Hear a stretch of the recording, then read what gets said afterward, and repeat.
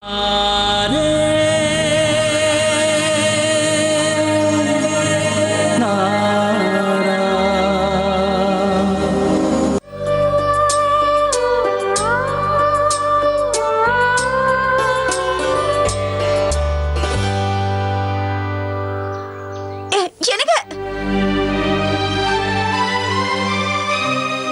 முக்கியமா பேசணும். உங்ககிட்ட பேசுறதுக்கு எனக்கு எதுவும் கிடையாது. எனக்கு நில்லுங்க. இங்க பாருங்க, எனக்கு தெரியும் நீங்க என்ன பேச வரீங்கன்னு. எனக்கு தேவ மேல இன்ட்ரெஸ்ட் கிடையாது. அவனோட பழைய கதையை தெரிஞ்சுக்கும் விரும்பல. தயவு செஞ்சு இங்க இருந்து போயிடுங்க. ஒரு நிமிஷம் நில்லுங்க. நான் சொல்றத நீங்க கேக்குற வரைக்கும் நான் இங்க இருந்து போக மாட்டேன். உங்க உயிருக்கு எனக்கு தயவு செஞ்சு நான் சொல்றத புரிஞ்சுக்கோங்க. முதல்ல இங்க இருந்து கிளம்புங்க. யாரோ சிலர் உங்களை பாருங்க, உங்களுக்கு எத்தனை வாட்டி தான் சொல்ல முடியும்? நான் வர, எனக்கு நிறைய வேலை இருக்கு.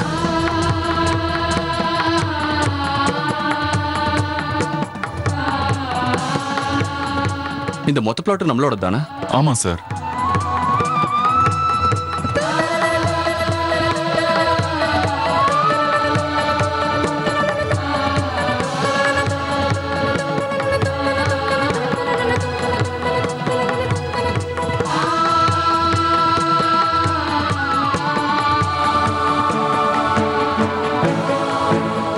அப்புறம் நீங்க இப்ப 60% பத்தி ஏதோ பேசிட்டு இருந்தீங்கல்ல? இவரையே நான் சொல்றதை கேட்கவே மாட்டேங்கிறாரு. நான் எப்படி இவருக்கு புரிய வைப்பேன்? கண்ணா, எனக்கு உதவி பண்ணுங்க கண்ணா.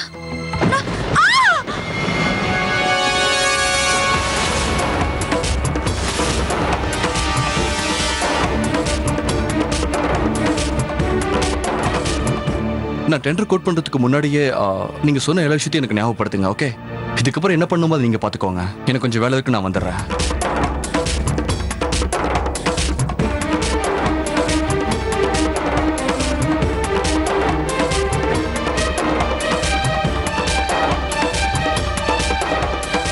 ராதிகா, ராதிகா, ராதிகா.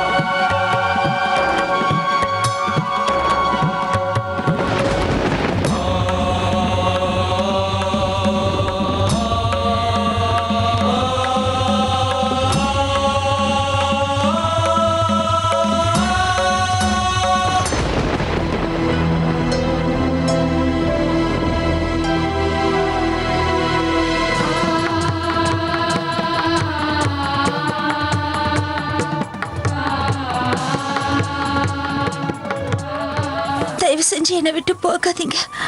நீங்க இல்லாம என்னால வாழ முடியாது.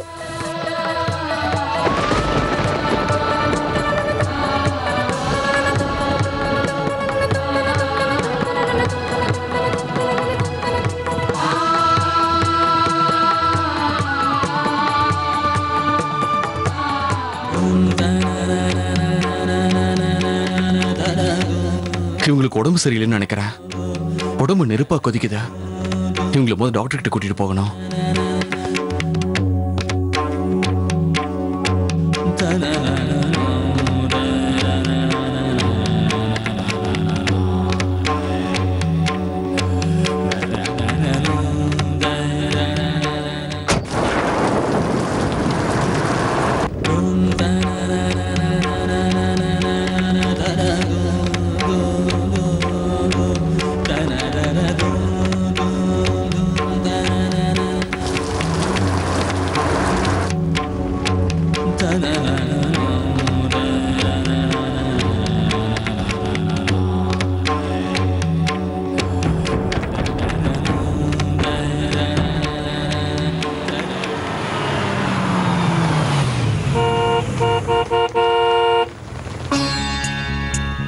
அண்ணா ஒரு நிமிஷம்.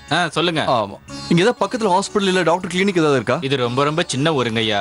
நீங்க நினைக்கிற மாதிரி ஹாஸ்பிட்டல் டாக்டர்லாம் இங்க யாருமே இல்ல. ஆனா ஒரு வைத்தியர் இருக்காரு. அவரு ரொம்ப நல்லா வைத்தியம் பார்ப்பாரு. சந்தன்பூர் சிட்டிக்கு போனீங்கன்னா அங்க ஒரு ஹாஸ்பிட்டல் இருக்கு. ஆனா நீங்க அந்த இடத்தெல்லாம் தாண்டி வந்துட்டீங்க. இப்போ இங்க எதுவுமே இருக்கவும் இருக்காது. உங்களால திரும்பவும் போகவும் முடியாது. ஏன்? அங்க ஜமுனா நதி ஃபுல்லா நிரம்பிருச்சு. ரோடு முழுக்க வெள்ளமா போயிட்டு இருக்கு. அதனால நீங்க அந்த பக்கம் போக முடியாது. சரியப்ப பக்கத்துல ஏதாவது தங்கறதுக்கு இடம் கிடைக்குமா? ஏதாவது கெஸ்ட் ஹவுஸ் இல்ல பெரிய பங்களா ஏதாவது? தம்பி, இந்த ஊர் மக்களுக்கு தங்குறதுக்கு வீடே கிடையாது. பங்களா எப்படி இருக்கும்?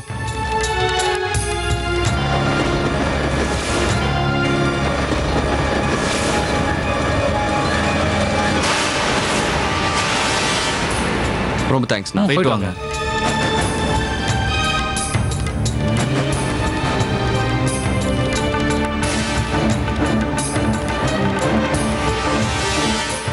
அந்த பொண்ணு இப்போ அபய் மாப்பிள்ள கூட இருக்கா. அவ அவர் கூட இருக்கிற வரைக்கும் அவ நம்ம கையில சிக்க மாட்டா. இப்போ நம்ம ரஜனுக்கு என்ன பதில் சொல்ல போறோம்? வாங்க.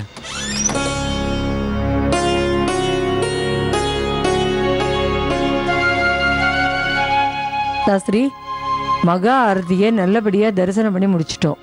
மனசுக்கு ரொம்ப நிம்மதியா இருந்தது. இதுக்கெல்லாம் நீங்க தான் காரணம். மகா ஆரத்தியில் நின்று எனக்கு ரொம்ப டயர்டா இருக்கு. நான் போய் கொஞ்சம் ரெஸ்ட் எடுத்துக்கிறேன்.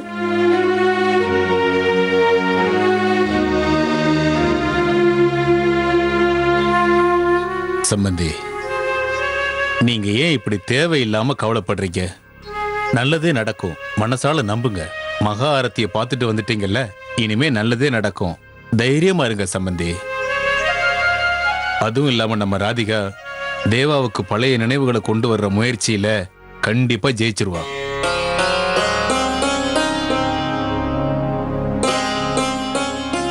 கண்ணன் என்னைக்கும் கைவிட மாட்டாரு. கண்டிப்பா துணை இருப்பாரு.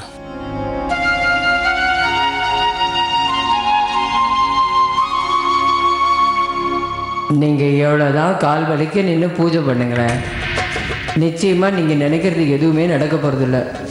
தேவா ஒரு நாளும் கண்டிப்பா திரும்பி வரவே போறதே இல்லை.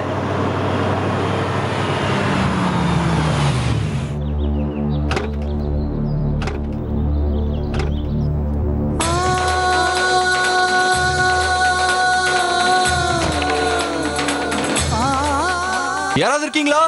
யாராவது?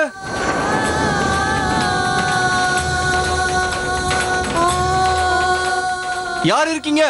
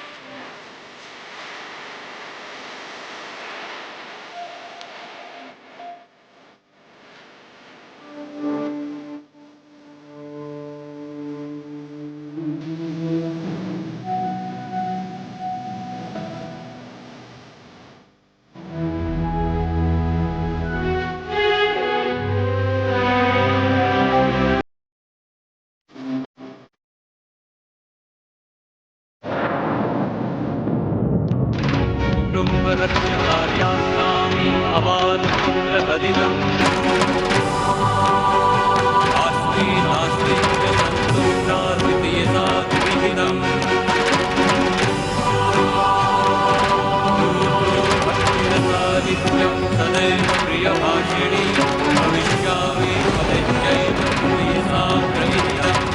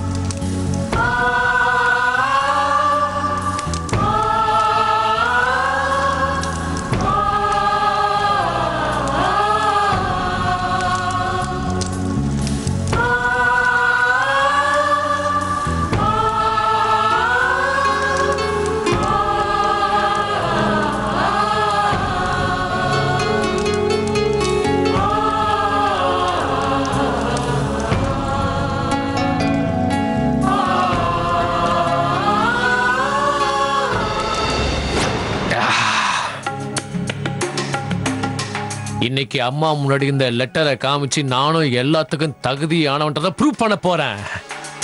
அம்மாவும் அவங்க வாயாலேயே பாராட்டுவாங்க. அப்பாடி ரஜன், நான் உன்னை தப்பா நினைச்சிட்டேன். நீ அந்த அபய மாப்பிளோட ரொம்ப கெட்டிக்காரன், ரொம்ப ரொம்ப கெட்டிக்காரன். தோரம்மா மாத்தராம்ஜி, நான் புதுசா தொழில் தொடங்குறேன், என்ன ஆசீர்வாதம் பண்ணுங்க.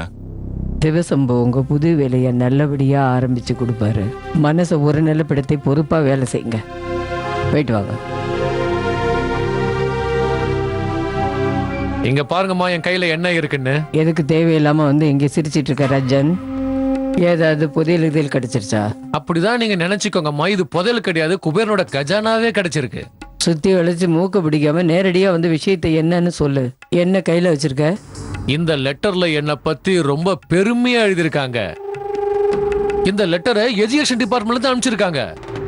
நான் பள்ளிக்கூடம் நடத்துறதுல அவங்க ரொம்ப திருப்தியா இருக்காங்க. ஹையர் செகண்டரி நடத்த கூட எனக்கு பெர்மிஷன் கொடுத்திருக்காங்க. நீங்க என்ன உதவாக்கறன்னு நினைச்சிட்டு இருந்தீங்க. ஆனா இப்ப எனக்கு எவ்வளவு ஒரு நல்ல சான்ஸ் கிடைச்சிருக்கு. இப்ப என்ன சொல்றீங்க நீங்க? பாராட்டலாம், நான் அப்புறமா உங்ககிட்ட இருந்து வாங்கிக்கிறேன். எஜுகேஷன் டிபார்ட்மெண்ட் வரைக்கும் நான் போகணும். அங்க எனக்கு கொஞ்சம் வேலை இருக்கு. அவங்க யாரு, என்னென்ன டாக்குமெண்ட் கொடுக்கணும், எவ்வளவு காசு கொடுக்கணுன்றத பத்தி எல்லாம் நான் கேட்க போறேன். இது கவர்மெண்ட் வேலை ரஜன். பலத்தை வச்சு எதுவும் பண்ண முடியாது. புத்தியை பயன்படுத்தி தான் பண்ண முடியும். புத்தியை எப்படி பயன்படுத்தணுங்கிற அறிவு மாப்பிள்ளை தம்பிக்கிட்ட மட்டும்தான் இருக்குன்னு நான் நினைக்கிறேன். அவர் வரட்டும். அவர் வந்ததும் என்ன ஏதுன்னு பேசி அப்புறமா நான் ஒரு முடிவுக்கு வரேன். சரியா? இது ரொம்ப நல்லா இருக்குமா? குழி வெட்டுறது நானு, மரம் நடுறது நானு, மரம் வளர தண்ணி ஊத்துறது நானு, பழம் மட்டும் அவனுக்கா? ரஜன், பழம் செடியில பழுக்காது, மரத்துல தான் பழுக்கும். செடி மரமாகணும்னா அதுக்கு தேவையான அளவுக்கு தண்ணி, உரம் எல்லாம் போட்டு தான் ஆக்க முடியும். அந்த வேலையை முதலாளியால் மட்டும்தான் பண்ண முடியும். விளையாட்டா விதைய உன்ன குழந்தையால முடியாது. நான் ஒன்னும் குழந்தை கிடையாதுமா. இந்த சான்ஸை எஜுகேஷன் டிபார்ட்மெண்ட் அந்த அபய கட்டி எனக்கு ஒன்னும் கொடுக்கல. எனக்கு தெரியும் எனக்கு நிறைய குறை இருக்குன்னு. ஆனா இங்க இருக்கிற எல்லாரும் நல்லவங்க இல்ல. இந்த வேலையை நான் தான் செய்வேன். இந்த வேலையை கண்டிப்பா நான் சக்சஸ் பண்ணியும் காட்டுவேன். விளையாட்டுத்தனமா எதையும் பண்ணாத ரஜன். எப்பவுமே எல்லா விஷயத்தையும் நான் தான் முடிவெடுப்பேன், தெரியும்ல? என்னோட முடிவு என்னன்னு தெரியுமா? இந்த வேலையை மாப்பிள்ளை தம்பி மட்டும்தான் செய்ய போறாரு. ஆனா மாப்பிள்ளைக்கு இந்த ப்ராஜெக்ட் பத்தி எதுவுமே தெரியாது. இந்த வேலையை நான் தான் கொண்டு வந்தேன், எனக்கு தான் தெரியும். ரஜன், இந்த வேலையை நீ தான் கொண்டு வந்திருக்கங்கிறது உண்மைதான் ரஜன். உன்னை புரிஞ்சுக்கோ. அந்த பள்ளிக்கூட வேலையை வெற்றிகரமா மாப்பிள்ளை முடிக்காம இருந்திருந்தாருன்னா உன் கைக்கு இந்த லெட்டர் நிச்சயமா வந்து சேர்ந்திருக்காது. இந்த விஷயத்தை பொறுத்த வரைக்கும் கீழே இருந்து மேலே இருக்கிற ஆள் வரைக்கும் எப்படி ஹேண்டில் பண்ணணுங்கிற விஷயம் உனக்கு தெரியாது. மாப்பிள்ளை தம்பிக்கு மட்டும்தான் அது தெரியும். எனக்கு ஆச்சரியமா இருக்கு. நான் உங்க வயித்துல பிறந்தவன், ஆனா என் மேல உங்களுக்கு கொஞ்சம் கூட நம்பிக்கை கிடையாது. 5 வருஷத்துக்கு முன்னாடி வந்த அந்த ஊர் பேர் தெரியாதவன நீங்க அந்த ஆண்டவனுக்கு மேல வச்சு பாத்துக்கிட்டு இருக்கீங்க. எப்பவும் வார்த்தையை அளந்து பேசுற ஜன். 5 வருஷமா நான் அளந்ததமா பேசிக்கிட்டு இருக்கேன். இதுக்கு மேலேயும் நான் எந்த அவமானத்தையும் சகிச்சுக்கிட்டு இருக்க முடியாது. அந்த ஊர் பேர் தெரியாதவன் கீழே நான் வேலை செய்ய முடியாது. நான் தான் இந்த வீட்டோட வாரிசு. அந்த ஊர் பேர் தெரியாத ஒண்ணும் கிடையாது. ரஜன்,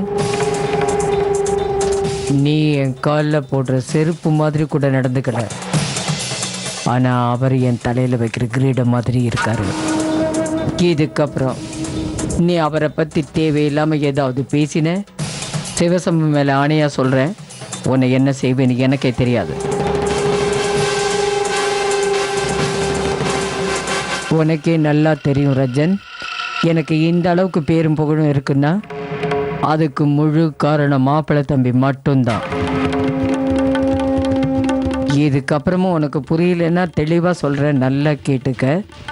இதுக்கப்புறம் நான் பண்ற எல்லாத்தையுமே மாப்பிள்ளை தம்பி மட்டும்தான் செய்ய போறாரு. அதுக்குண்டான தகுதி உனக்கு இருக்கிறதா நான் இதுவரைக்கும் நினைச்சதில்ல. இதுக்கு மேலேயும் உனக்கு அது வராது.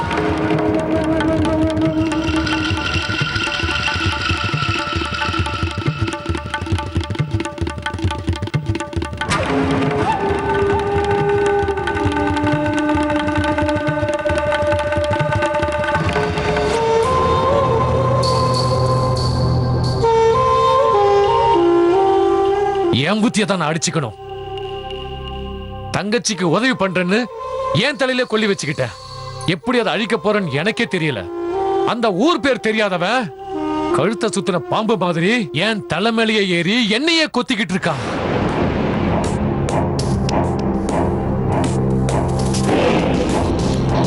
அந்த பாம்பை பிடிச்சி இழுத்து போடுறதுக்கு ஒரே ஒரு வழிதான் இருக்கு. அவன் யாருங்கிற சுயரூபத்தை எல்லாருக்கும் முன்னாடி கூடிய சீக்கிரமே கொண்டு வந்தான்.